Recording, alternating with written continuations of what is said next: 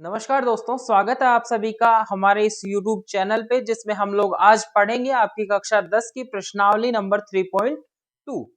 उम्मीद करता हूँ आप सब अच्छे होंगे एंड चलिए शुरू करते हैं without wasting any time. And उसके बाद में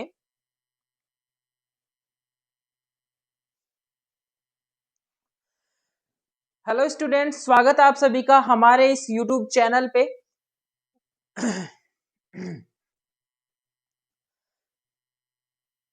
हेलो स्टूडेंट्स, कैसे हो आप सभी? आई होप आप अच्छे ही होंगे। स्वागत है आप सभी का हमारे इस YouTube चैनल पे जिसमें हम लोग आज बात करेंगे आपकी कक्षा 10 की प्रश्नावली नंबर 3.2 के बारे में। आपने थंबनेल और टाइटल देख ही लिया होगा। चलिए बिना किसी टाइम वेस्ट के हम शुरू करते हैं। एंड अगर आप इस चैनल पे पहली बार देख रहे हैं वीडियोस तो चैनल को सब्सक्राइब कर ले, क्योंकि इसी तरीके से हम आपका पूरा सिलेबस कंप्लीट करेंगे। बहुत आसान भाषा में मैं आपको समझाने वाला हूँ। चलिए हम शुरू करते हैं, लेकिन उसके लिए अगर आपके पास में बुक है तो बुक आप अपने पास में लेके बैठना, बहुत काम आएगी। ठीक है, चलिए हम लोग अपना पहला प्रश्न लिखते हैं और पहले में पहला। ठीक है, यहां हम लिखते हैं अपने क्वेश्चन। पहला प्रश्न, इसमें पहला समझिएगा, एक दो प्रश्न में दिमाग लगाना है, बाकी बहुत आसान सा चैप्टर है। ठीक है, एक दो प्रश्न स्टार्टिंग में थोड़ा दिक्कत होगा। x प्लस वाई बराबर 14 और x माइनस वाई बराबर 4। x plus Y equals to 14, x minus Y बराबर 4। बस इतना ही है। ये सवाल अगर समझ में आ गया तो फिर पूरी प्रश्नावली बहुत आसान है। ठीक है, देखो हम इसमें पढ़ने वाले हैं प्रतिस्थापन विधि। ये जो सवाल दिए गए हैं इन्हें हमें प्रतिस्थापन से हल करना है। सबसे पहले हम पूरा मेथड समझेंगे बहुत ध्यान से, और किस तरीके से एग्जाम में लिखना है सब समझेंगे। तो आपको इसको इक्वेशन 1 देनी है और इसको इक्वेशन 2 देनी है। ठीक है, अब बड़े कान खोल के सुनना। आपको करना क्या होता है प्रतिस्थापन में, नाम में ही निहित है सारी चीजें। तो प्रतिस्थापन में आपको किसी एक चर को प्रतिस्थापित करना होता है। प्रतिस्थापित मतलब उसको हटाना होता है। ठीक है, मतलब सीधी सीधी बात यह है कि आपके जो मन में आए वो करो। ठीक है, चाहे समीकरण 2 से x का मान या y का मान उठा के 1 में रख दो, या फिर समीकरण 1 से x या y का मान उठा के समीकरण 2 में रख दो। जो आपको आसान लगे वो करो। मुझे यहाँ माइनस दिख रहा है, इधर भेजते प्लस में होगा तो मैं सारी चीजें प्लस में चलाता हूँ। ठीक है, तो मैं एक काम करता हूँ, क्या काम करता हूँ मैं कि समीकरण 2 से, ठीक है, समीकरण 2 से हम क्या करेंगे, x का मान 1 में रखने पर, ठीक है, समीकरण 2 में क्या है, देखो समीकरण 2 में क्या है, x बराबर हम क्या लिख सकते हैं, 4 प्लस y लिख सकते हैं क्या, बताओ। समीकरण 2 को हम ये लिख सकते हैं ना, लिख सकते हैं। चलिए, या फिर आप इसको अगर और थोड़ा करना चाहें तो यहाँ समीकरण 3 लिखिए। ठीक है, इसको थोड़ा सा मैं करेक्ट करता हूं, आप भी थोड़ा देखो, ऐसे ही करना है एग्जाम में भी। ये जो इक्वेशन है इसको मैं थोड़ा सा जगह बनाता हूं मैं यहाँ पे। ठीक है, यहाँ लिखेंगे x माइनस वाई बराबर 4, इसको 2 दो, और यहाँ एक इक्वेशन इससे हल कर लो, x बराबर 4 प्लस वाई, इसको 3 दे दो। ठीक है, अब 3 से 1 में रख दो तो ज्यादा बेटर लगेगा और बढ़िया मार्क्स मिलेंगे आपको। ठीक है, वैसे भी कर सकते हो, कोई दिक्कत नहीं है। अब x का मान इसमें रखो ऊपर वाली में, तो x की जगह हमें क्या रखना है, 4 प्लस वाई, प्लस में एक y है बराबर 14 है। ठीक है, y और y कितना हो गया, 2y हो गया, बराबर में 14 माइनस 4 होगा, क्योंकि 4 इधर जाएगा। ठीक है, 14 में से 4 घटाएंगे 10 बचेगा, तो यहाँ y बराबर क्या आ गया, 10/2 आ गया, बराबर आपका 5 आ गया। तो y का मान क्या आ गया यहाँ पे आपके पास में, 5 आ गया। अब क्या करना है, वो वापस वही प्रतिस्थापन ही तो करना है। यहाँ से y का मान किसी में भी रख के x का मान निकाल लो। तो मैं क्या करता हूं, मैं करता हूं कि y का मान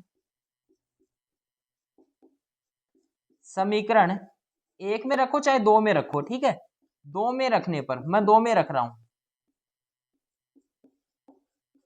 ठीक है, रखो, यहाँ अक्स आपके पास में, माइनस में y कितना है, 5 है, बराबर आपका 4 बन रहा है। ठीक है, तो आपका अक्स का वैल्यू कितना आ जाएगा, 4 प्लस 5 बराबर 9 आ जाएगा। ठीक है, आपको यही तो पूछा था, इनको हल करना था। हल का मतलब क्या है, अक्स की वैल्यू निकालनी है और फिर y की वैल्यू निकालनी है। आपने आंसर निकाल दिया। अब हम एक ना नियम की जांच भी करते हैं हमेशा, जो आपके पास में उत्तर आया है इसकी जांच भी करेंगे, ताकि एग्जाम में आपको एक भी नंबर कटने की संभावना ना हो। देखिए जो आपका अक्स और वाई का मान आया है दोनों समीकरणों में रख के देखो, अक्स 9 है, वाई 5 है, 9 और 5 14 होते हैं क्या? होते हैं। तो मतलब पहली इक्वेशन तो संतुष्ट कर रहा है, ठीक है।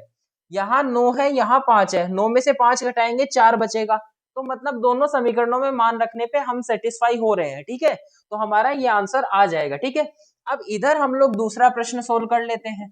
पहले में ही दूसरा देखो क्या दी है इक्वेशन, s माइनस टी बराबर 3, s माइनस टी बराबर 3, s अपॉन 3 प्लस में t अपॉन 2 इक्वल्स टू 6। यही है क्या इक्वेशन? बताओ, इसको 1 दे दो, इसको 2 दे दो, यही है क्या इक्वेशन? बताओ, बिल्कुल यही है। अब देखो आपका दिमाग चलेगा, आप देखोगे सर आपने तो इधर इतना सिंपल बता दिया, लेकिन यहाँ तो बट्टे में आ गए, अब क्या करेंगे? बट्टा कैंसिल कर लो, सीधी सी बात है, जब बट्टा में आ गया तो इसको हटा दो, यहाँ लघुत्तम लो, इसको थोड़ा सोल्व कर लो। और यहाँ 6 लघुत्तम लिया आपने, यहाँ आपका 6 में 3 का भाग दोगे 2, तो ऊपर 2s प्लस 6 में 2 का भाग दोगे 3, तो ऊपर 3t बराबर 6 है, ठीक है। अब ये इक्वेशन कैसे बन जाएगी? 6 को मैं गुणा में भेज दूं अगर, तो मेरे पास में होगा 2s प्लस में आपका 3t इक्वल में 36 होगा। ये इक्वेशन 3 बन जाएगी। बोलो बन जाएगी कि नहीं बन जाएगी? बिल्कुल बन जाएगी, ठीक है। अब आसान हो गया ना। अब एक काम करो, समीकरण 1 जो है इससे थोड़ा सोल्व करो। देखो समीकरण 1 से, समीकरण 1 से क्या करोगे? s माइनस टी बराबर 3 है, तो मैं क्या कर सकता हूँ? s बराबर 3 प्लस टी लिख सकता हूँ क्या? बिल्कुल लिख सकता हूँ, ठीक है। अब आप क्या करोगे? s का मान किसमें रख दोगे? इससे निकालना है तो दूसरी जो है उसमें रखना है। अब आपने ये नहीं करोगे, इसमें रख दोगे, क्योंकि इसी को तो सोल्व करके हमने ये इक्वेशन बनाई है, तो मैन तो ये दो ही बची ना, तो इसमें से निकाल लिया, उसमें रख दो। तो समीकरण 3 में, 3 में पुट करो, 3 प्लस टी करना है s का मान, तो यहाँ 2 कोष्टक में 3 प्लस टी हो जाएगा, प्लस में आपका 3t हो जाएगा, इक्वल में आपका 36 हो जाएगा। बोलो आएगा कि नहीं आएगा? बिल्कुल आएगा। इसको और आगे अगर इधर सोल्व करें तो मल्टीप्लाई करो, 3 दूनी 6 प्लस में 2t, अब ये वो 2t नहीं है, 2 और t है, ठीक है, प्लस में 3t बराबर में 36। यही तो होगी इक्वेशन, बिल्कुल यही होगी। अब देखो इसको थोड़ा सा और सोल्व कर लो, यहाँ 5t है आपके पास में, इक्वल में आपका 36 है, और 6 भी माइनस में भेज दो, आपका 30 आ गया, ठीक है। अब यहाँ से 5 गुणा में है तो भाग में भेज दो, तो यहाँ से t की वैल्यू कितनी आ गई? 30/5 बराबर कितनी? 6 आ गई। आ गई कि नहीं आ गई? बिल्कुल आ गई। तो t की वैल्यू हमें मिल गई। अब t का मान चाहे इसमें रखो चाहे उसमें रखो, कैसे भी करो मान आ जाएगा आपका s का। तो मैं एक काम करता हूं कि t का मान किसमें रखता हूं? मैं 1 में रखता हूं, क्योंकि 1 मुझे ज्यादा सिंपल सी लग रही है, तो उसमें जल्दी मान आएगा, ठीक है। तो देखो s माइनस टी बराबर 3 है, तो s माइनस टी का मान कितना है? 6 बराबर आपके पास में 3 है, यही तो है। अब सोल्व करो इसको, s बराबर कितना आ गया? 6 प्लस 3 बराबर 9 आ गया। ये आंसर आ गए, s का वैल्यू हमें मिल गया और t का भी मिल गया। इतना सरल सा सवाल होता है ये, प्रतिस्थापन विधि इतनी आसानी होती है, ठीक है। आगे बढ़े, चलो आगे बढ़ते हैं।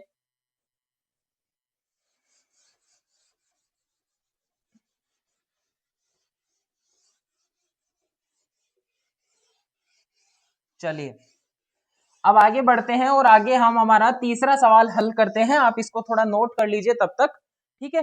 मैं इधर डायरेक्ट अपना तीसरा सवाल लिख रहा हूं, उधर आप नोट करते जाइए, ठीक है। चलिए तीसरा सवाल क्या कहता है? तीसरा कहता है 3x माइनस वाई बराबर 3, 3x माइनस वाई बराबर 3 एंड उसके बाद में 9x minus 3y, 9x minus 3y equal to 9। ये कहता है तीसरा सवाल, ठीक है। अब क्या करोगे? अब आप ये करोगे, आपको मान निकालने हैं, ठीक है।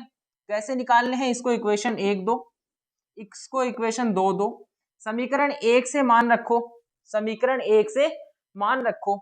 यहां देखो आपको ना ये जो सवाल अंत होगा इसका, तो आपको एक बड़ा सरप्राइज टाइप में मिलेगा, ठीक है। आपको एक नया कॉन्सेप्ट आपको सीखने को मिलेगा। लेकिन उससे पहले अब मैं चाहता हूं कि आप इस वीडियो को यहीं पॉज करें और इसका आंसर निकालने का प्रयास करें, क्योंकि ये बहुत मतलब अलग क्वेश्चन आ गया, ठीक है। तो इसका मुझे बताओ आंसर क्या हो सकता है, जल्दी से जल्दी करो इसको सोल्व, सोल्व करो इसको, सोल्व करो। चलो देखो, हमें क्या करना है, इसमें हल करना है, ठीक है। यहां हमारे पास में क्या है, यहां हमारे पास में इस इक्वेशन को ले लो चाहे इसको ले लो, कोई भी इक्वेशन ले लो। हमें क्या करना है, हमें मान रखने हैं। कैसे मान रखने हैं, देखो सीधी सी बात है, आपको एक चीज पता चलेगी इसमें। जैसे यहां से अगर मैं y का मान निकालू, ठीक है, यहां से y का मान निकालू तो y बराबर हो जाएगा 3x माइनस 3 हो जाएगा, ठीक है, फ्रॉम इक्वेशन 1। एक से हमने ये कर दिया। अब y का मान हम 2 में रखेंगे, तो y का मान 2 में रखो तो 9x माइनस का 3y, तो 3 है बाहर और y की वैल्यू रख दो 3x माइनस 3 इक्वल में आपको 9 मिल गया। सोल्व करो, 9x माइनस का 9x प्लस में 9 इक्वल टू 9, ठीक है। 9x से 9x कट गया तो 9 इक्वल टू 9 आ गया। अब आप बोलोगे सर ये कैसे क्या आ गया, हमें तो x और y की वैल्यू निकालनी थी। तो ये जो समीकरण है इसको अगर आप पिछली प्रश्नावली से थोड़ा रिलेट करो, ठीक है, ये जो इक्वेशन है इसको पिछली प्रश्नावली से रिलेट करो और इसका a1 बट्टा a2, b1 बट्टा b2 और c1 बट्टा c2 निकालो। अगर a1 बट्टा a2, b1 बट्टा b2 और c1 बट्टा c2 निकालो तो देखो यहाँ 3 बट्टा 9 होगा a1 बट्टा a2, कितना हो जाएगा a1 बट्टा a2 बताओ, 1 बट्टा 3 बन गया। वही b1 बट्टा b2 क्या हो जाएगा, b1 बट्टा b2 क्या हो जाएगा, माइनस का 1 बट्टा माइनस का 3, तो 1 बट्टा 3 ये भी बन गया। वही c1 बट्टा c2 क्या हो जाएगा आपका 3 बट्टा 9, इधर लेके आओगे तो माइनस के 3 बट्टा 9 होंगे, ठीक है, माइनस के 3 बट्टा माइनस के 9, ये भी आपका 1 बट्टा 3 बन गया। तो आप देखेंगे कि a1 बट्टा a2, b1 बट्टा b2 और c1 बट्टा c2 तीनों क्या है, बराबर हैं। तो बराबर जब होते हैं तो उसका अर्थ ये होता है कि अगर ग्राफ बनाओगे तो अगर ये रेखा है तो इसी के ऊपर दूसरी रेखा होगी, तो दोनों रेखाएं क्या है, संगत हैं, इसलिए अपरिमित रूप से अनेक हल हैं, संगत हैं, अतः अपरिमित रूप से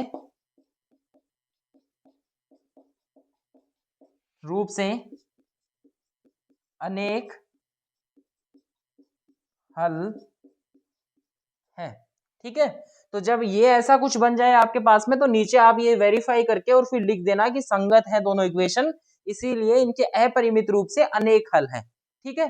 चलिए इरेज करते हैं फिर आगे बढ़ते हैं। अब मैं पूरा ही मिटा देता हूं, फिर हमारे जो प्रश्न बच गए वो हल कर लेते हैं, ठीक है। चलो अब बताओ, इतने में कोई दिक्कत है क्या, इतने में कोई डाउट क्रिएट हुआ क्या आपका, वो मुझे बता दो। कहीं भी कोई भी दिक्कत आई हो तो इतने में तो बताओ जरा, फिर आगे बढ़े।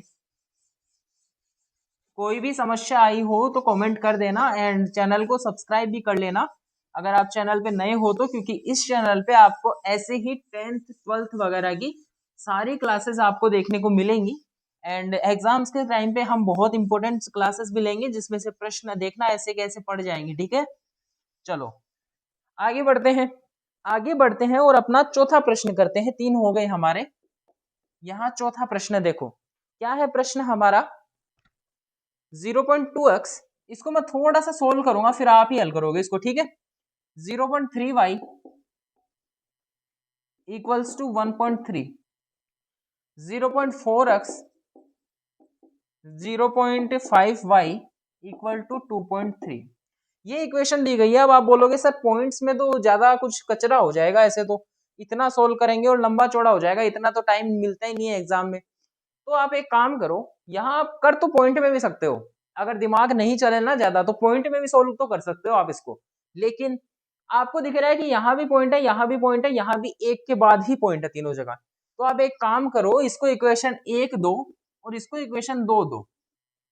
अब करना आपको काम ये है कि इक्वेशन 1 जो है उसको आप 10 से गुणा कर दो, दोनों तरफ गुणा करेंगे कोई फर्क नहीं पड़ेगा इक्वेशन में। तो इधर जब 10 से गुणा करूंगा तो पॉइंट हटेगा 2x बनेगा, इधर आपका 3y और इधर आपका 13 बचेगा, ये 3 दे दो इक्वेशन। वैसा ही काम आप इसमें करो, इक्वेशन 2 में भी आप 10 से मल्टीप्लाई कर दो तो क्या बन जाएगा, यहाँ आपका पॉइंट हट जाएगा 4x, यहाँ आपका 5y और यहाँ आपका बराबर में 23, इक्वेशन 4। अब वास्तव में समीकरण तो ये थी लेकिन हमने ये बना ली, अब इनको आप सोल्व कर सकते हो, मैंने आपको सिखाया है उस तरीके से सोल्व करो, आ जाएगा आंसर, ठीक है। चलो इरेज करते हैं इसको या फिर इसको तो रहने देते हैं, सामने सोल्व करते हैं, ठीक है। चलिए इतना समझ में आ गया क्या बताओ। आगे वाला प्रश्न है, ये देखना पड़ेगा आपको बड़े ध्यान से। √2x plus √3y equals to 0, √3x minus √8y equals to 0। ठीक है, ये दिया गया है और ये आसान है। आपको दिखने में लग रहा है कि सर यहाँ रूट दे दिया तो कैसे सोल्व करेंगे, क्या होगा क्या नहीं होगा, बहुत आसान है। देखो मैं एक काम करता हूं कि यहां से मैं इधर भेजता हूं सारी चीजों को और मैं अक्स का जो मान है इसमें पुट करने का प्रयास करता हूं। ठीक है, तो इसको मैं इक्वेशन 1 नाम देता हूं और इसको इक्वेशन 2 नाम देता हूं। तो मैं क्या कर रहा हूं आप वास्तव में समझिए। समीकरण 2 को हल अगर मैं करूं तो √3x बराबर हो जाएगा मेरा √8y, बिल्कुल हो जाएगा। तो यहाँ x की वैल्यू क्या आ गई, √8 अपॉन √3y आ गई क्या, बिल्कुल आ गई। अब क्या करना है, अब इसको मैं x का मान उसमें रखूंगा। तो putting the value of x in equation 1, समीकरण 1 में x का मान रखने पर। ठीक है, √2x है तो √2 x की वैल्यू कितनी है, मल्टीप्लाई में √8 अपॉन √3y, यही तो है। आगे क्या है, प्लस में √3y है इक्वल टू 0 है। आया समझ में। अब मैं एक काम करता हूं, ऊपर वाला हल करता हूं। तो देखो जब दो संख्याएं रूट में होती है तो आपस में गुणा कर सकते हैं हम इसको। तो यहाँ √16 बट्टा √3 y बचेगा, प्लस में √3y बचेगा, बराबर में 0 बचेगा। आया समझ में। अब क्या करना है, अब आप इनको लघुत्तम लो। आप इनका क्या करोगे, आप इनका लघुत्तम लो, या फिर आप क्या कर सकते हो, पहले तो यहां से सीधा सीधा देखो, कुछ कॉम्प्लिकेट करना ही नहीं है। y कॉमन ले लो, एक काम करो। ठीक है, y कॉमन लिया तो अंदर बचा √16 बट्टा √3 प्लस में √3 बराबर 0, यही बचा क्या, यही बचा। अब एक बात बताओ कि ये जो संख्या है कुछ भी आए चाहिए, ये कुछ भी आए, या इनफाइनाइट आए, चाहिए 2 आए, 3 आए, 4 आए, 5 आए, जो भी आए, इसको जब आप इधर बट्टा में भेजोगे तो 0 में आप किसी भी संख्या का भाग दोगे तो क्या बनेगा, 0 बनेगा। तो आपका y बराबर क्या आ गया, y बराबर 0 आ गया कि नहीं आ गया, बिल्कुल आ गया। अब आपको अक्स निकालना है तो किसी में भी मान रखो, मैं इसमें रख के देख लेता हूं। ठीक है, इक्वेशन क्या है, √3x प्लस y की वैल्यू कितनी है, 0 है। तो यहाँ हमारा माइनस था एंड ये सारी इक्वेशन 0 बनेगी क्योंकि y 0 है। तो 0 को √8 से गुणा करेंगे तो क्या आएगा, 0 आएगा, बराबर भी 0 है। तो यहाँ हमारा √3x बराबर 0 हो गया। x बराबर आपका 0 बटा √3 हो गया, जो कि 0 ही बनेगा। तो x और y की वैल्यू कितनी, 0 और 0 आ गई आपके पास में। आसान सा सवाल था, बहुत आसान सा था। ठीक है, चलो अब इरेज करते हैं इधर वाले को। छठा जो है मैं आपको सोल्व करके एकदम सिंपल फॉर्म में लिख देता हूं, उसके आगे आप अपने आप में हल कर सकते हो। ठीक है, चलिए मैं थोड़ा सा सोल्व कर देता हूं छठे प्रश्न को। देखो क्या दिया है, 3x बट्टे 2, 3x upon 2 minus 5y upon 3 equals to -2, और दूसरा इक्वेशन है x अपॉन 3 प्लस में y upon 2 equals to 13 upon 6, यही है ना इक्वेशन। अब देखो करना क्या है, इसको मैं 1 नाम देता हूं और इसको मैं 2 नाम देता हूं, समीकरण। ठीक है, अब मैं समीकरण 1 को सोल्व कर रहा हूं तो मैं लिख दूंगा फ्रॉम इक्वेशन 1, समीकरण 1 से। क्या कर रहे हो आप इसमें ले रहे हो लघुत्तम, इस वाले में लघुत्तम ले रहे हो। तो मेरा 6 लघुत्तम आ गया। 6 में 2 का भाग दो 3, 3 को ऊपर से गुणा करो तो 3 तिया 9 अक्स, बीच में माइनस साइन है। 6 में 3 का भाग दो तो 2, 2 को 5y से गुणा करो तो 10y बराबर -2, यही है। 6 को मैं गुणा में अगर भेज दूं तो यहाँ 6 गुणा में लिख दूं, और क्या करूं, और इधर वाला 6 हटा दूं क्योंकि गुणा में चला गया। ठीक है, और सोल्व कर लो। 9x minus 10y equals to minus के 12 हो जाएगा। ये इक्वेशन बनेगी कि नहीं बनेगी, बिल्कुल बनेगी। तो इसको समीकरण 3 नाम दे दो। समीकरण 1 को हमने क्या किया है, आसान भाषा में लिख लिया है। अब हम क्या करेंगे, अब हम करेंगे फ्रॉम इक्वेशन 2, दूसरी समीकरण को लिखेंगे कैसे, यहां लघुत्तम लेंगे 6, क्या करेंगे यहां लघुत्तम लेंगे 6, 6 में 3 का भाग दो, 2, 2 को x से गुणा करो 2x, प्लस में 6 में 2 का भाग दो 3, 3 को y से गुणा करो 3y, बराबर आपका है 13/6। ठीक है, 6 से मैं 6 काट सकता हूं क्या, काट सकते हैं, तो मैं इसको हटा ही देता हूं फिर, अगर काट ही सकते हैं तो मैं इसको हटा ही देता हूं फिर, ये लो, इतनी आसान सी चौथी इक्वेशन बन गई। अब आप हल कर सकते हो कि नहीं कर सकते, दोनों इक्वेशन बहुत आसान सी हैं, एक से आप x का मान निकाल के इसमें रख दो, वैल्यू आ जाएंगी। तो ये बताओ कि अब कर सकते हो या मैं करके बताऊं, आगे कर सकते हो क्या सोल्व, बताओ, या फिर मैं बताऊं, चलिए मैं बता ही देता हूं आपको, अभी मैं हल कर देता हूं, आगे वाले जो सवाल होंगे उनमें आपको मैं दे दूंगा होमवर्क। ठीक है, ये मैं सोल्व कर देता हूं। चलो हम यहां से क्या करेंगे, या यहां से कहीं से भी हम x की वैल्यू रखना चाहते हैं, क्या रखना चाहते हैं, x की वैल्यू। तो समीकरण 1 से हम क्या कर सकते हैं, समीकरण 1 से हमें 9x बराबर क्या लिख सकते हैं हम, सामने -12 है, इधर आपका -10y है, उधर जाएगा तो प्लस का 10y होगा। ठीक है, लिख सकता हूं, कोई दिक्कत नहीं है। ठीक है, इसको थोड़ा और मैं सही ढंग से लिखूं तमीज के साथ में, तो 10y - 12 भी मैं लिख सकता हूं। अब x की वैल्यू क्या हो जाएगी, x की वैल्यू हो जाएगी 10y - 12/9 हो जाएगी। ठीक है, और सोल्व कर लो अगर, तो 10y/9 हो जाएगी, माइनस में 12/9 हो जाएगी। ठीक है, आया समझ में। एक काम और हो सकता है यहाँ पे कि आपका जो इसको है काट सकते हो, 3 3 9 और 3 चौक 12, 4/3 भी हो सकती है। x की वैल्यू आ गई मेरे पास में, तो मैं इसको समीकरण 4 में रख देता हूँ, सॉरी है ना, तो putting the value of x in equation 4, समीकरण 4 में हम क्या करेंगे, x की वैल्यू रखेंगे। तो समीकरण 4 यहां है 2x, तो 2 कोष्ठक में है, अंदर है 10y/9, माइनस में आपका 4/3, प्लस में आपका क्या है 3y = 13, यही है क्या। ठीक है, घबराना नहीं है, और सोल्व करेंगे, आसानी से होगा सवाल। ठीक है, अब इसको अंदर मल्टीप्लाई करो, तो ऊपर हो जाएगा 20y/9 माइनस ये हो जाएगा 4 दूनी 8/3, क्लियर है, प्लस में आपका हो जाएगा 3y बराबर आपका 13 हो जाएगा। ठीक है, अब मैं एक काम करूं, अगर क्या काम करूं, अगर ये जो माइनस का 8/3 है इसको मैं सामने भेज के प्लस का 8/3 कर दूं, तो कोई दिक्कत है क्या, मुझे तो कोई दिक्कत नहीं है, अब आप बताओ, कोई दिक्कत नहीं है। बराबर बट्टे में अगर मैं 3 ले लूं लघुत्तम, तो यहाँ 1 है, तो 3 को 13 से गुणा करेंगे 39 आएगा।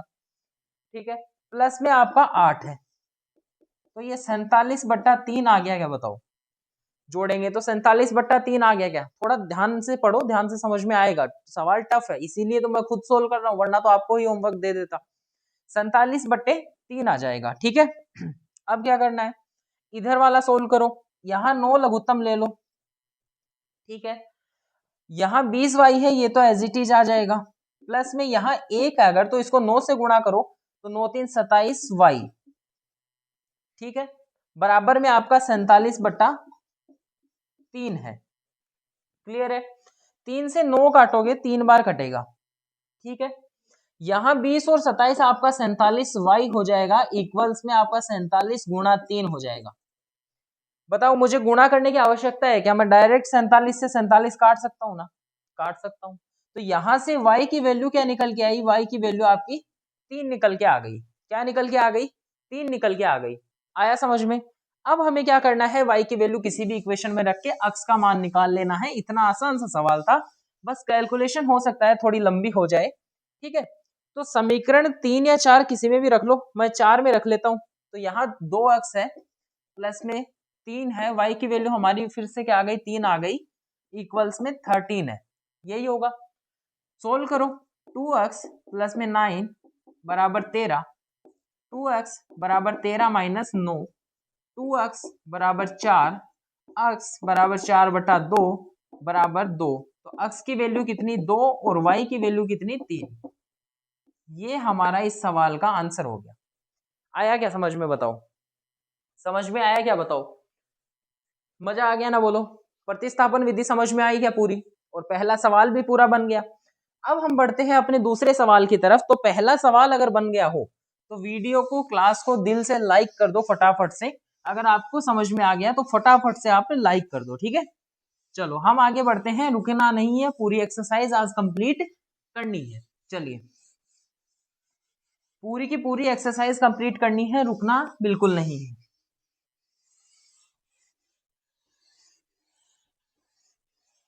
चलिए, हो गया? ओके, अब हम चलते हैं प्रश्न संख्या 2 की तरफ।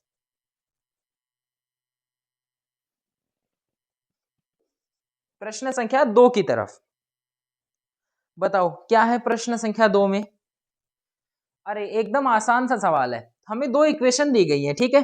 2x plus 3y equals to 11। क्या है? 2x प्लस में 3y इक्वल्स टू 11। एक तो इक्वेशन ये दी गई है, दूसरी है 2x minus 4y, 2x minus 4y equals to minus के 24। दूसरी इक्वेशन हमें ये दी गई है। समझ में आ गया? अब देखो पूछा क्या है, ये तो मैंने समीकरण लिख ली, लेकिन पूछा क्या है वो तो हमें इंपॉर्टेंट है ना। तो क्या पूछा गया है वो देखो, हमें m का मान ज्ञात करना है। जब समीकरण y बराबर mx दी जाए तो हमें m का मान ज्ञात करना है। क्या करना है? m का मान ज्ञात करना है, ठीक है? y बराबर mx के लिए हमें m का मान ज्ञात करना है इन समीकरण को हल करके। अब कैसे करोगे? आपको ऐसा लग रहा होगा कि सर टफ आ गया क्वेश्चन। टफ नहीं आया है। देखो करना क्या है, हमें एक और समीकरण दी है y बराबर mx प्लस 3। ये इक्वेशन दी गई है, यही दी है ना? बिल्कुल। इसमें हमें पूछा है कि ये m क्या होगा, ठीक है? अब एक बात बताओ, अगर मुझे अक्ष के बारे में पता हो, अगर मुझे मेरे y के बारे में पता हो, तो क्या मैं m का मान निकाल सकता हूं क्या? आप कहोगे जी सर बहुत अच्छी तरीके से निकाल सकते हो। तो मैं अक्ष और y निकाल लूं क्या? पहले पहले अक्ष और y निकाल लूं क्या? बिल्कुल, अक्ष और y निकालते हैं। तो देखो इसको इक्वेशन 1 दो, इसको समीकरण 2 दो। अब करना क्या है, यहां से अक्ष का मान ले लो। तो 2x बराबर 4y प्लस में 24 आएगा। क्यों आएगा भाई? माइनस में आएगा क्योंकि माइनस का है, ठीक है? और क्या कर सकते हो? और करो इसको, अक्ष बराबर आप कर सकते हो 4y माइनस 24 बट्टे 2। सोल्व करो तो 4y बट्टे 2 माइनस 24 बट्टे 2। अब आप बोलोगे सर और भी मेरे को लग रहा है सोल्व होगा ये, है ना? तो आपको सही लग रहा है, यहां से 2 बार कटेगा और यहां से 12 बार, तो इक्वेशन आएगी 2y माइनस 12। ये इक्वेशन बनेगी, ठीक है? अब अक्स का मान हम लोग कहाँ रखते हैं? 1 में रखते हैं। तो यहां लिखो putting the value of x in equation 1। 1 में रखना है, ठीक है? 1 में लिखो 2 अक्स है तो 2 कोष्टक में 2y माइनस 12 हो गया, प्लस में 3y है, इक्वल में 11 है, ठीक है? अब इसको गुणा करो अंदर, तो 4y माइनस 24 प्लस का 3y बराबर 11, ठीक है? 4 और 3 कितने होते हैं? 7y बराबर 11 प्लस 24, इतना हो गया 35 हो गया। अब y की वैल्यू अगर निकालनी है तो y बराबर 35 बट्टा 7 हो गया, बराबर 5 हो गया। तो y की वैल्यू कितनी आ गई? y की वैल्यू मेरे पास में 5 निकल के आ गई। अब वह y की वैल्यू कहीं भी रख सकता हूं क्या? 1 या 2 में? तो आप लिख दो putting y equals to 5 in equation 1 में रख दो। 2x प्लस 3y बराबर 11, तो 2x प्लस 3 इंटू वाई की वैल्यू कितनी आई है? y की वैल्यू है 5, तो 2x प्लस 3y बराबर 11। क्लियर है? अब क्या करना है, अब हमें लिखना है 2x प्लस 15 इक्वल्स टू 11, ठीक है? और बोलो यहां 2x बराबर क्या होगा? 11 माइनस 15 होगा कि नहीं होगा? बिल्कुल होगा। तो 11 में से 15 घटाओगे माइनस का 4 आएगा, इतना तो पता ही होगा, 10वीं कक्षा में पढ़ रहे हो। तो x बराबर होगा माइनस का 4 बटा 2 बराबर माइनस का 2। तो x की वैल्यू कितनी आ गई? माइनस की 2 आ गई साहब। अब हमारे पास में y भी है और x भी है, ठीक है? अब हमारे पास में y भी है और x भी है और हमें दिया क्या गया है, तो दिया है y बराबर mx प्लस 3, ये दिया गया है। तो वैल्यू पुट करो इसमें, फिर वैल्यू पुट करो, y की वैल्यू कितनी है, 5 है, 5 बराबर m हमें ज्ञात करना है इंटू x कितना है, माइनस का 2 है, प्लस में 3 है। आया समझ में?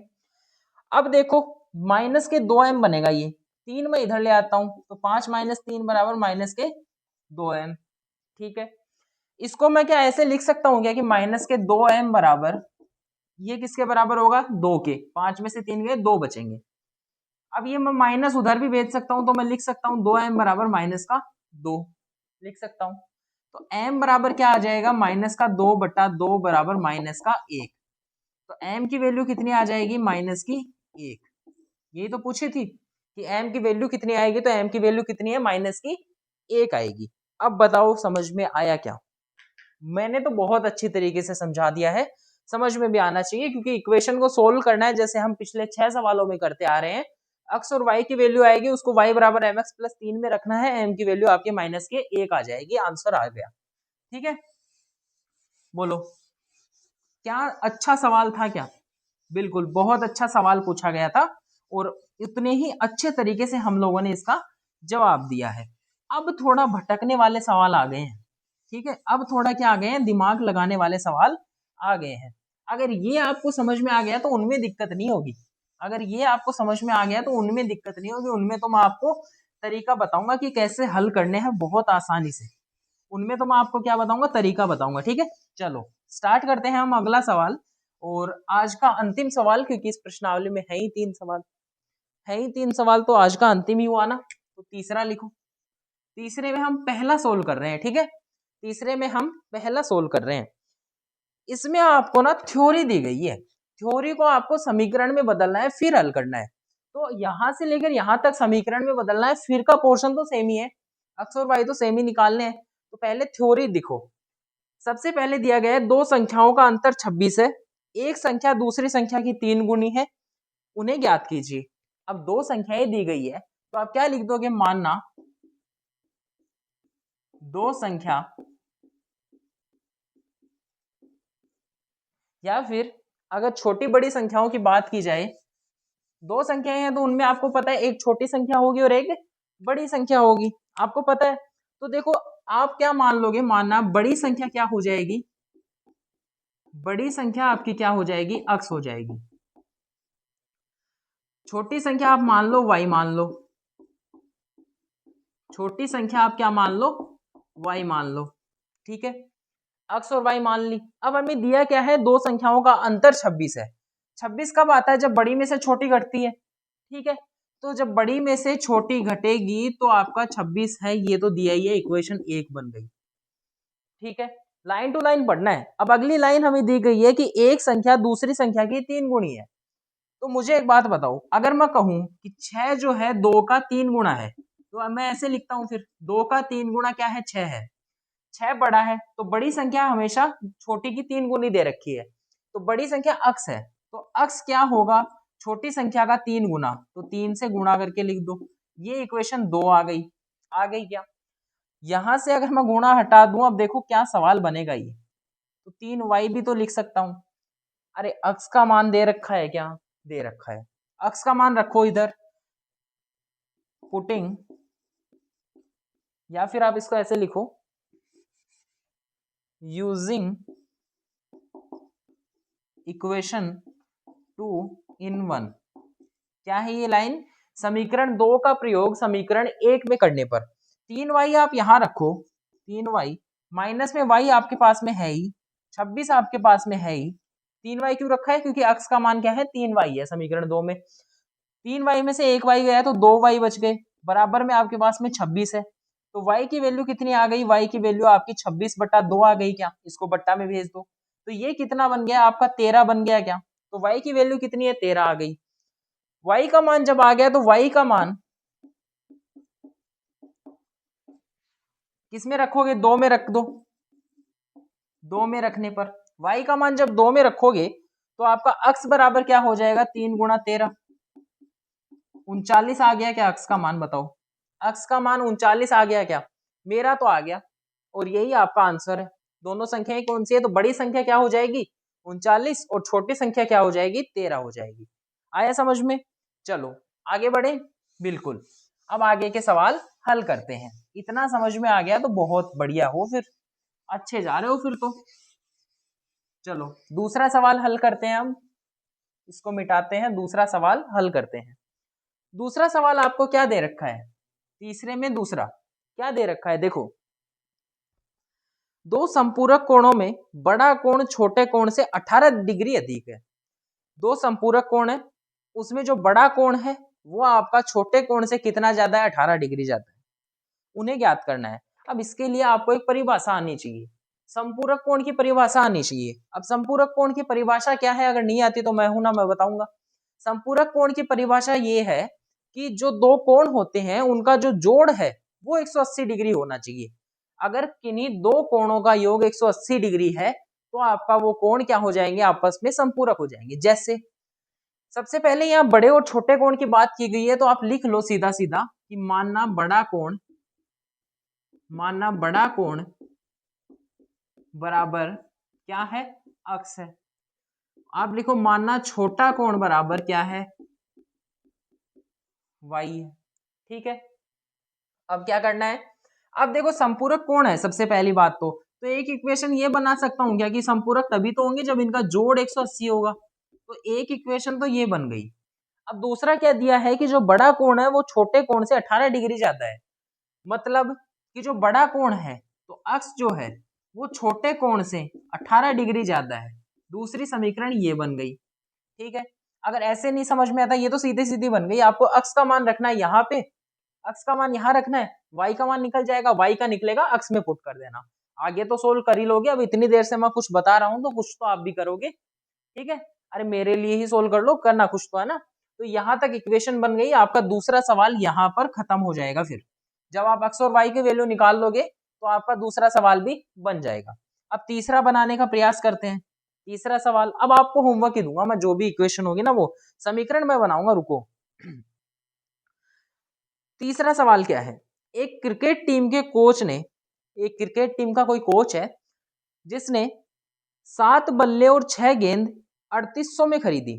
ठीक है, उसके बाद में उसने 3 बल्ले और 5 गेंद 1750 में खरीदी। बल्ले और गेंद की मूल्य ज्ञात करनी है, तो जो चीज ज्ञात करनी है वो लिख लो। जैसे हमें बल्ले और गेंद की मूल्य निकालनी है तो मानना क्या माना आपने? एक बल्ले का मूल्य, एक बल्ले का मूल्य अक्स रुपए। अब जरूरी नहीं है अक्स ही मानो, P Q R S T A B C D 26 अक्षर है, कुछ भी मान सकते हो। ठीक है, मानना एक गेंद का मूल्य वाई रुपए। ठीक है, अब दिया क्या है? पहला इक्वेशन कि उसने 7 बल्ले और 6 गेंदें खरीदी 3800 में। अगर एक बल्ला अक्स रुपए का है तो 7 बल्ले 7 अक्स के हो गए, 6 गेंद तो मतलब एक गेंद अगर वाई रुपए की है तो 6 गेंदें 6 वाई की हो गई। तो यहाँ 6 वाई कितने में? 3800 में। एक इक्वेशन तो ये बन गई। दूसरी क्या बनेगी? दूसरी समीकरण बनेगी आपकी जिसने उन्होंने 3 बल्ले और 5 गेंद 1750 में, तो 3 बल्लों का 3 अक्स, 5 गेंदों का 5 वाई, 1750 रुपए में। ये इक्वेशन 2 बन गई। आगे समीकरण प्रतिस्थापन से हल कर लोगे। अक्स का मान निकाल के इसमें रखो, इसमें वाई का आएगा, वाई का इसमें रख दो, या इसमें किसी में भी रखो, अक्स का आ जाएगा। तो अक्स क्या है हमारा? बल्ले, और वाई क्या है? गेंद का मूल्य। ठीक है, तो ये ऐसे सोल्व होगा। इतना कर लोगे। एक आध बताऊंगा आपको, एक दो और बताऊंगा, अच्छे से क्लियर करूंगा, चिंता मत करो। ठीक है, चौथा सोल्व करो। चौथा सोल्व करो। देखो, एक नगर में टैक्सी के भाड़े में एक नियत भाड़े के अतिरिक्त चली गई दूरी का भाड़ा सम्मिलित किया जाता है।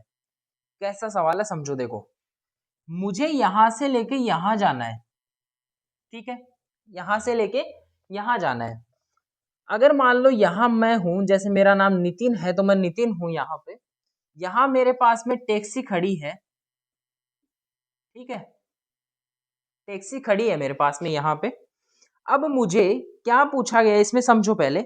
10 किलोमीटर दूरी के लिए भाड़ा 105 रुपए है। ठीक है, 10 किलोमीटर की जो दूरी है वो क्या है? उसके लिए भाड़ा 105 रुपए है। ये मान लो दूरी कितनी है 10 किलोमीटर, तो इसके लिए वो मेरे से 105 रुपए चार्ज कर रहा है। ठीक है, अब वो कह रहे हैं कि यहां से अगर 15 जाओगे आप, ठीक है, अगर 15 जाओगे टोटल 15 किलोमीटर, तो आपसे लिया जाएगा कितने रुपए, आपसे 155 रुपए लिए जाएंगे, 155 रुपए लिए जाएंगे, ये बोलना चाहता है। अब ये जो हुआ है, ये सारी घटनाक्रम जो हुआ है, इसको आप वैसे देखने में तो आसानी से हल कर दोगे, अगर मैं बताऊंगा तो समझ जाओगे, लेकिन हमें करना है पूरा एग्जाम के पैटर्न के हिसाब से, तो उसमें थोड़ा दिमाग लगाना पड़ेगा। ठीक है, देखो हमें क्या करना है, हमें पूछा गया है कि अगर कोई 25 किलोमीटर चलेगा, सबसे पहले पूछा नियत भाड़ा तथा प्रति किलोमीटर भाड़ा क्या है। ठीक है, मतलब कि फिक्स जो भाड़ा है कि वहां तक जाओगे तो उतने रुपए तो लगेंगे ही, एक फिक्स है कि उतने तो आपको देने ही पड़ेंगे। ठीक है, उसके बाद में प्रति किलोमीटर, 1 किलोमीटर का भाड़ा कितना है, अब नहीं समझे होंगे आप। देखो टैक्सी वाला ये बोल रहा है कि यहां से लेके चाहे तू एक पहिया घूमते ही उतर जा, मैं तेरे से एक फिक्स भाड़ा तो लूंगा। ठीक है, पहली चीज तो ये बोल रहा है कि एक फिक्स जो भाड़ा है वो तो लगेगा, फिक्स रेट, या फिर रेट की जगह आप लिखो चार्ज, एक फिक्स चार्ज तो आपसे लगेगा, ये बोल रहा है। उसके बाद में जितने किलोमीटर जाओगे उसके हिसाब से भी उसने पैसे डिसाइड कर रखे हैं कि उतने रुपए भी मैं लूंगा, अगर आप 10 जा रहे हो तो उसको गुणा कर देगा वो और उतने रुपए ले लेगा, ये बोलना चाहता है। नहीं समझे तो मैं अब समझा देता हूं फाइनली। अब देखो इसको मैं मिटा रहा हूं यहां से यहां तक, मैं मान लेता हूं, क्या मान लेता हूं मैं, मानना नियत भाड़ा, नियत भाड़ा कितना है, 80 रुपए है। ठीक है, मैं मान लेता हूं कि प्रति किलोमीटर भाड़ा, प्रति किलोमीटर का भाड़ा कितना है, वाई रुपए है। क्या मैं सही मान रहा हूं, बिल्कुल सही मान रहा हूं। अब देखो वो बोल रहा है कि नितिन सर अगर आप यहां से 10 किलोमीटर तक जाओगे तो मैं 105 रुपए लूंगा, यही तो बोल रहा है। तो वो चार्ज है किस चीज का 105 रुपए, एक तो उसने फिक्स लिया है कि 80 रुपए तो मैं लूंगा ही लूंगा, उसके बाद में हर 1 किलोमीटर के मैं कुछ रुपए लूंगा, तो 10 किलोमीटर के मैं मान लो वाई रुपए लूंगा, उसने कहा 1 किलोमीटर का मैं वाई लूंगा, तो 10 किलोमीटर का 10 वाई हो गया। ठीक है, और टोटल मेरे से उसने कितने वसूल लिए, 105 रुपए मेरे से वसूल लिए। ठीक है, एक समीकरण हमारी बन गई, इसको रुपए अगर हम हटा देंगे तो समीकरण हमारी बिल्कुल तैयार होगी। ठीक है, ये हमारी इक्वेशन बिल्कुल तैयार है। दूसरी स्थिति में वो बोल रहा है कि नितिन सर अगर आप 15 किलोमीटर जाएंगे तो मैं आपसे 155 रुपए लूंगा, तो किस चीज के ले रहा है वो 155, एक तो फिक्स है उसका 80 रुपए तो वो लेगा, टैक्सी का फाटक खोल के अगर मैं बैठ गया तो वो इतने रुपए तो लेगा, 80 रुपए तो वो लेगा।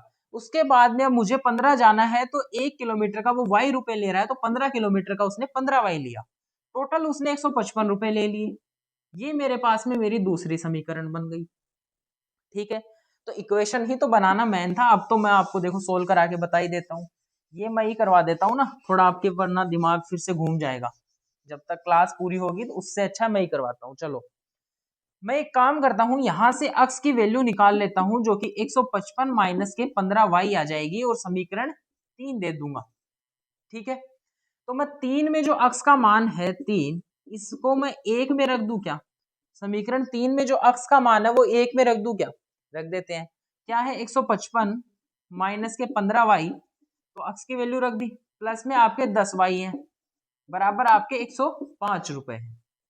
ठीक है, अब यहां से हल करो इसको कि 15 वाई में से 10 वाई, माइनस के 15 वाई है और प्लस के 10 वाई है, कितने हो जाएंगे, माइनस के 5 वाई बचेंगे। ठीक है, अरे ऐसे नहीं समझ में आता तो आप इसको ऐसे भी तो लिख सकते हो कि 10 वाई में से 15 वाई घटाए हैं आपने, तो भी तो माइनस के 5 वाई बचेंगे, बराबर में 105 है। ठीक है, अब ये 5 वाई मैं इधर ले जाता हूँ, 105 इधर ले आता हूँ, तो 155 माइनस का 105 बराबर 5 वाई प्लस का हो जाएगा दूसरी साइड। ठीक है, मैं इसको ऐसे भी तो लिख सकता हूँ कि 5 वाई बराबर 155 माइनस में 105 बराबर में 50 बचेगा, लिख सकता हूँ क्या, बिल्कुल लिख सकता हूँ। तो y बराबर आपका क्या हो जाएगा, 50 बचता 5 हो जाएगा, कितना वैल्यू आएगा, 10 आएगा, कितना आएगा, 10 आएगा। y की वैल्यू कितनी आ गई, 10 आ गई। अब हमें क्या करना है, अब हमें y की वैल्यू किसी भी इक्वेशन में रख दो, तो पुटिंग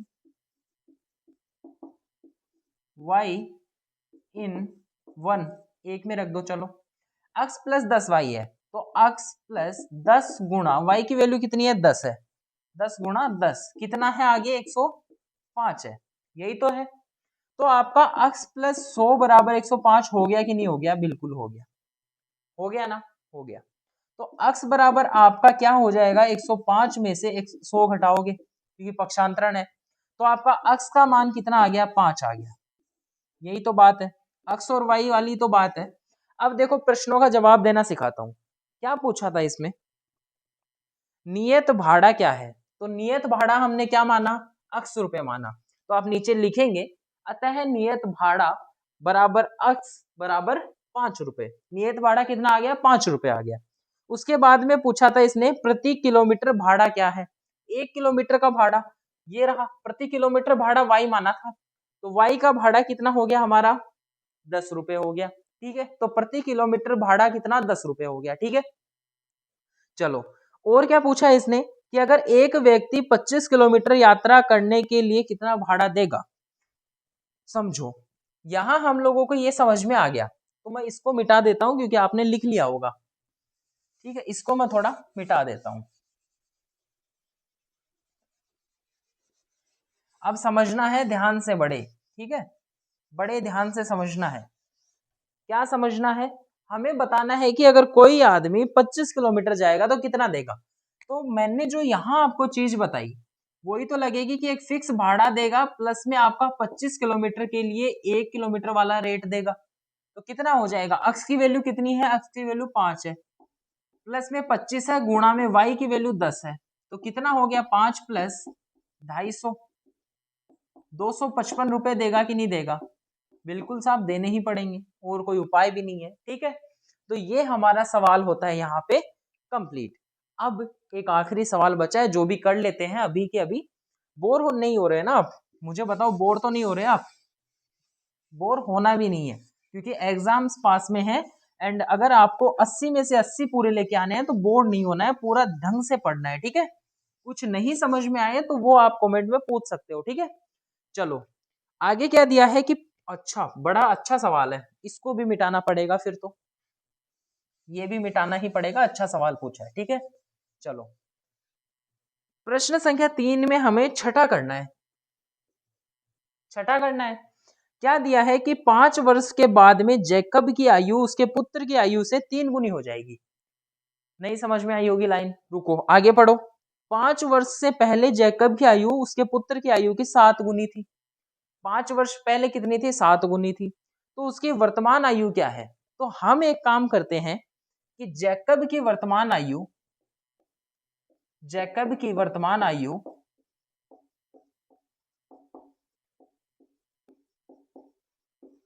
अक्स मान लेता हूं मैं, अक्स वर्ष, ठीक है, मान सकता हूं। उसके पुत्र की वर्तमान आयु, उसके पुत्र की वर्तमान आयु y वर्ष मान लेता हूं। इसमें इंक खत्म हो गई है, मैं दूसरा मार्कर यूज में ले लेते हैं हम, है ना, y मान सकता हूं। अब देखो अब पढ़ो लाइन, अब समझ में आएगी। क्या दिया है कि 5 वर्ष के बाद में जैकब की आयु, तो 5 वर्ष के बाद में जैकब की आयु कितनी हो जाएगी, आप लिखो आता है 5 वर्ष बाद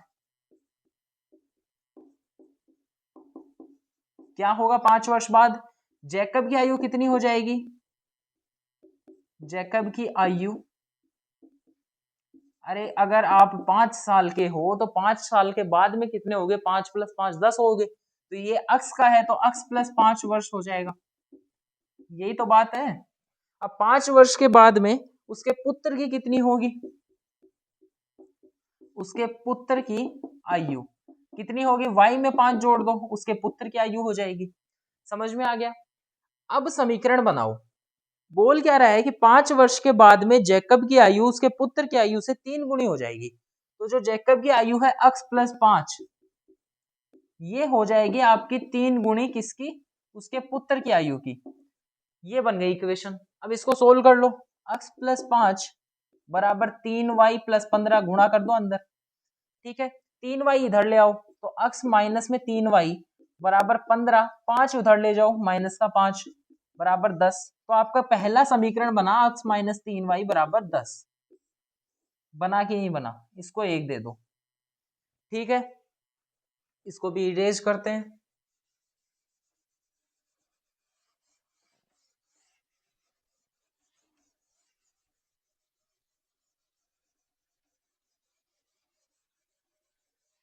चलिए अब देखिए अगली इक्वेशन क्या बनेगी। उसने कहा है कि 5 वर्ष पूर्व, तो आप लिखेंगे 5 years बिफोर।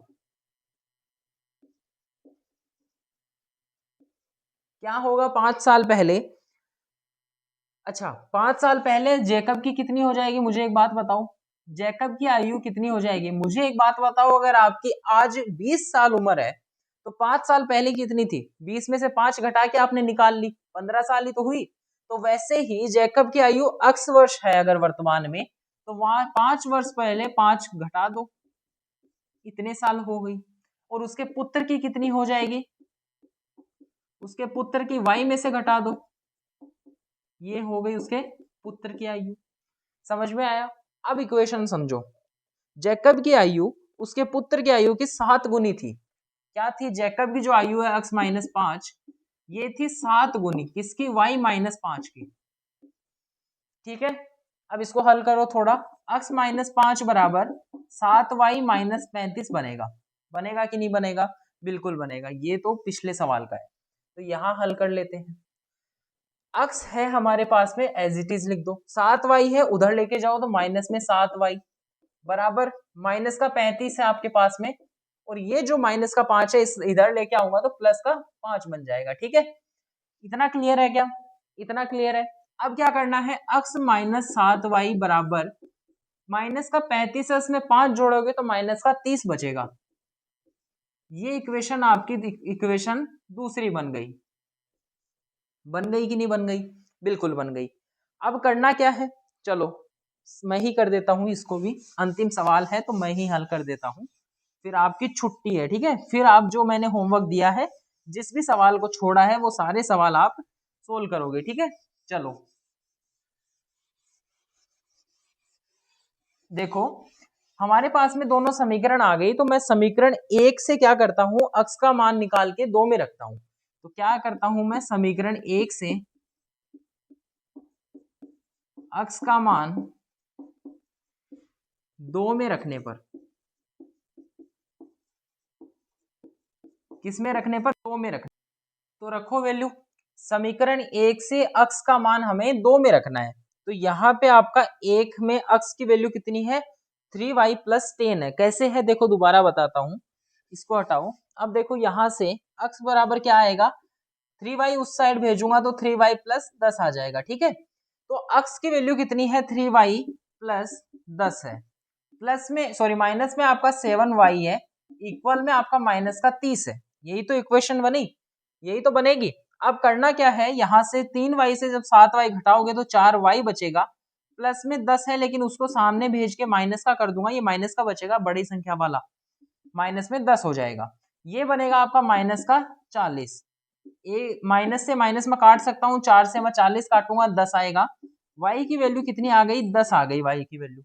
अब y की वैल्यू मैं किसी भी समीकरण में रख के x का मान निकाल सकता हूं, तो मैं इसमें रख देता हूं, ये जो किसी में भी रख दो। तो मैं एक काम करता हूं कि y का मान समीकरण 1 में रखता हूं। देखो x माइनस 3 गुणा y की वैल्यू 10 बराबर 10, यही तो बनेगी समीकरण। अब x माइनस 30 बराबर 10 आएगा, तो x की वैल्यू आपकी कितनी? 40 आएगी, पक्षांतरण करके योग करने से, ठीक है। तो इसी के साथ जो जैकब की आयु है वो 40 आ चुकी है, एंड हमारे जो चैप्टर है वो भी कंप्लीट हो चुका है। आई मीन जो प्रश्नावली है वो भी कंप्लीट हो चुकी है।